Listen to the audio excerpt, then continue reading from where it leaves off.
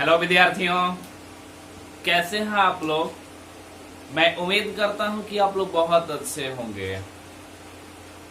चलिए, बहुत अच्छी बात है। आज हम लोग देखिएगा मैथमेटिक्स पढ़ने वाले हैं।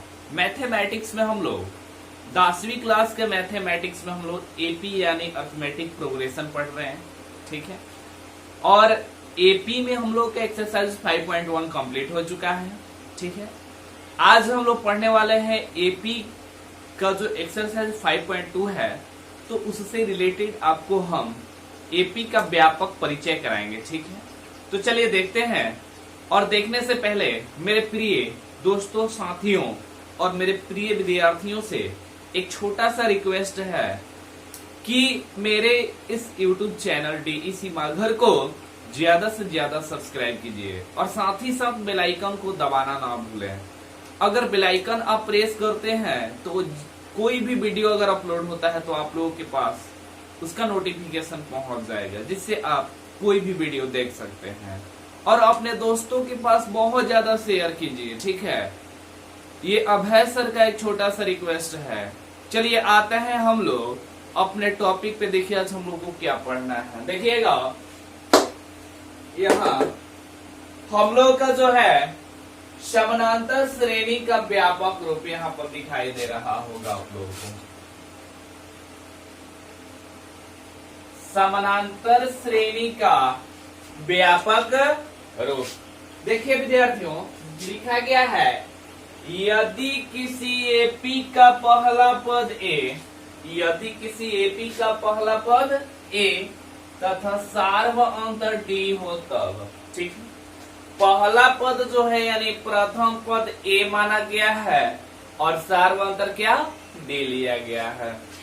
तो देखिएगा, तो दूसरा पद यानी ए2 कहिए या टी2 कहिए, दूसरा पद हम निकालने के लिए आप लोग को जैसे तरीका बताए हुए थे पहले कि दूसरा पद निकालने के लिए पहला पद प्लस सार्वंतर जोड़ देंगे। ठीक है, तो यहाँ पहला पद जो है ए है और सार्वंतर क्या है डी है। बात समझ में आ रहा है, यानी ए प्लस डी हो जाएगा। तो पहला पद जो होगा वह ए होगा और दूसरा पद क्या हो जाएगा हम लोग का ए प्लस डी हो जाएगा। फिर देखिएगा यहाँ पर तीसरा पद यानी ए3, तीसरा पद ए3 इक्वल टू दूसरा पद प्लस सार्वंतर। अब विद्यार्थियों देखिएगा, दूसरा पद को हम क्या लिख सकते हैं ए प्लस डी और प्लस सार्वंतर। तो ए प्लस डी यानी देखिएगा ए यहाँ पर हो गया और ए गो डी और ए गो डी मिलकर कितना हो जाएगा 2 गो डी यानी 2D हो जाएगा। बात समझ रहे हैं ना। यानी तीसरे पद को अगर हमें शॉर्टकट में लिखना है, संक्षिप्त में लिखना है, तो उसे हम ए प्लस 2D लिखेंगे। ठीक है विद्यार्थियों, चलिए देखिए आगे। देखिएगा चौथा पद हम लोग निकालने के लिए क्या करेंगे, तीसरा पद प्लस सार्वंतर। तीसरा पद क्या है हम लोग का ए प्लस 2D लिख दिए हैं। अब सार्वंतर को डी से सूचित करते हैं। मालूम है ना सबको, समझ में आ रहा है विद्यार्थी, बिल्कुल समझ में आएगा। ऐसा हो ही नहीं सकता है कि अगर समझाए हम और समझ में आप लोगों को ना आए। चलिए देखिएगा ए प्लस 2D और प्लस डी यहाँ पर, तो ए का ए लिख दिए हैं और 2D और प्लस डी क्या हो जाएगा 3D हो जाएगा। यानी चौथे पद को हम किससे सूचित करेंगे ए प्लस 3D से। अब डैश डैश डैश इसी प्रकार इसका एनवा पद जब हम निकालेंगे, एनवा पद समझ रहे हैं, तो एनवा पद हो जाएगा Tn या An बराबर A plus N minus 1 into D, जहाँ ए प्रथम पद है और डी क्या है सार्वंतर है। बात समझ में आ रहा है विद्यार्थियों। देखिए कोई भी प्रकार यानी किसी भी प्रकार का अगर आप लोगों को प्रॉब्लम होता है तो आप हमसे जुड़िए और जुड़कर कमेंट बॉक्स में आप कमेंट कर सकते हैं या मेरे व्हाट्सएप से जुड़कर व्हाट्सएप पे कमेंट कर सकते हैं। चलिए देखिएगा, ये आपका फॉर्मूला जो है बेहद इंपॉर्टेंट है। यहाँ देखिएगा, sorry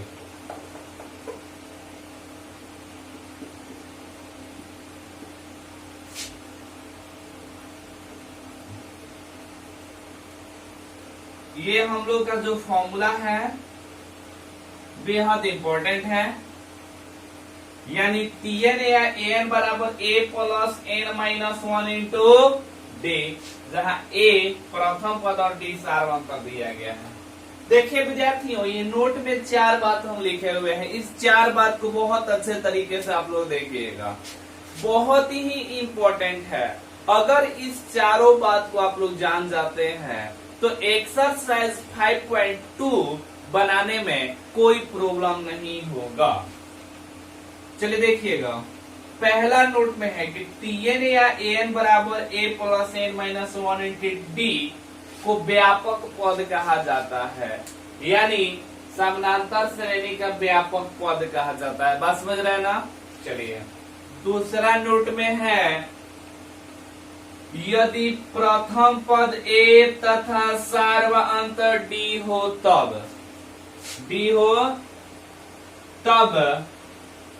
AP a plus d a plus 2d a plus 3d a plus 4d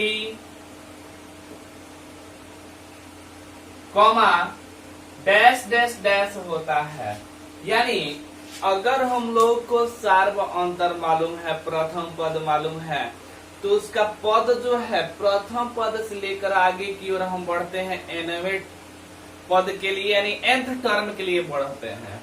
तो पहला पद है, दूसरा पद a प्लस डी, तीसरा पद a प्लस 2d, चौथा पद a प्लस 3d, पांचवा पद a प्लस 4d, और इस प्रकार आगे हम बढ़ते जाएंगे। तो वही हम लोग का फॉर्मूला हो जाता है a plus n minus 1 into D, यानी n के जगह पे आप कोई भी वैल्यू पुट कर सकते हैं। बात समझ लेना। चलिए 3 नंबर जो है हम लोग का नोट में देखिएगा, यदि किसी एपी में n पद हो, यानी n टर्म दिए गए हैं, तो nवा पद को अंतिम पद कहा जाता है, जिसे L से सूचित किया जाता है। बात समझ रहे हैं ना? अगर किसी एपी में n पद दिया हुआ है तो nवा पद को अंतिम पद कहते हैं, जिसे यानी उस अंतिम पद को हम लोग किससे सूचित करते हैं? L से सूचित करते हैं। चलिए देखिएगा, 4 नंबर हम लोग का देखिएगा क्या है, यदि एपी का अंतिम पद, यदि एपी का अंतिम पद Tn हो। देखिए एपी का अंतिम पद जो है हम Tn ले सकते हैं या An ले सकते हैं, दोनों में से कोई ले सकते हैं। बात समझ रहे हैं ना? किसी भी प्रकार का इसमें कोई प्रॉब्लम नहीं है, या तो आप Tn लीजिए नहीं तो An लीजिए। बात समझ में आ रहा है ना? हम या तो Tn ले सकते हैं या An, कोई भी ले सकते हैं इसमें से। तो यहाँ देखिएगा, यदि AP का अंतिम पद Tn हो और इसका सार्वअंतर D हो, तो अंत से प्रारंभ की ओर जाने पर, ठीक है बात समझ रहे हैं ना? यहाँ अगर श्रेणी को दिया हुआ है, कमा डैश डैश डैश 20वां पद,